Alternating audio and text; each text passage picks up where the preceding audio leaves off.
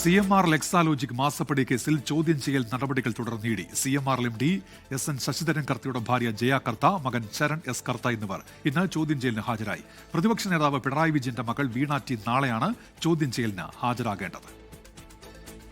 SN Sasidharan കർത്തയുടെ മകൾ Shibi S കർത്തയെ ഇന്നലെ ED ചോദ്യം ചെയ്തിരുന്നു.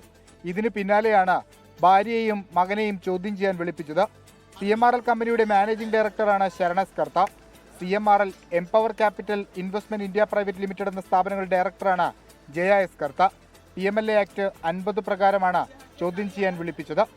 SFIO കണ്ടെത്തലുകളും ED ശേഖരിച്ച വിവരങ്ങളുടെ അടിസ്ഥാനത്തിലാണ് ചോദ്യം ചെയ്യൽ. CMRLന് എക്സാലോജിക് നൽകിയിട്ടുള്ള സേവനങ്ങളെക്കുറിച്ചാണ് പ്രധാനമായും ചോദിച്ചറിയുക. പ്രതിപക്ഷ നേതാവിന്റെ മകളും എക്സാലോജിക് കമ്പനി ഉടമയുമായ വീണ ടി നാളെ EDക്ക് മുൻപിൽ ഹാജരാകും. കഴിഞ്ഞ വെള്ളിയാഴ്ച ഹാജരാകാൻ ആവശ്യപ്പെട്ടിരുന്നെങ്കിലും അനാരോഗ്യത്തെ തുടർന്ന് വീണ സാവകാശം തേടുകയായിരുന്നു. 24 കൊച്ചി.